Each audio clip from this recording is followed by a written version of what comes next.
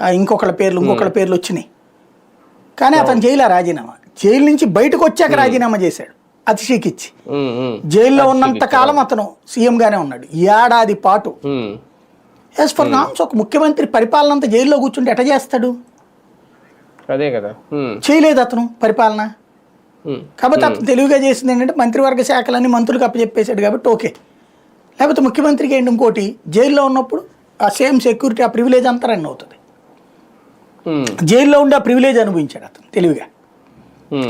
ఇది unethical, unconstitutional కాదు, unethical. అప్పుడు అసలు ఈ లోపం కేంద్రం దృష్టికి వచ్చింది, ఎట్లుందేందిరా అని.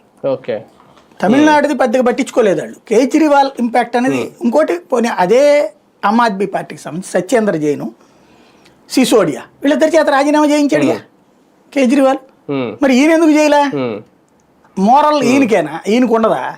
వాళ్ళకి ఉంటుందా? అక్కడ తేడా వచ్చింది. అందుకని ఇప్పుడు ఈ బిల్లు తెచ్చారు. ఇందులో ఎవరి పేరు పెట్టారు? ప్రధానమంత్రితో సహా. మీరు ఇందాక ఓ మాట అన్నారు, అచ్చెన్నాయుడు లేకపోతే వీళ్ళు ఇప్పుడు కూడా కాకాని నిన్న జైలు నుంచి బయటకు వచ్చాడు. అయితే వీళ్ళకేం కాదు, ప్రతిపక్షం వాళ్ళకి పోయేదే ఉంది పదవి.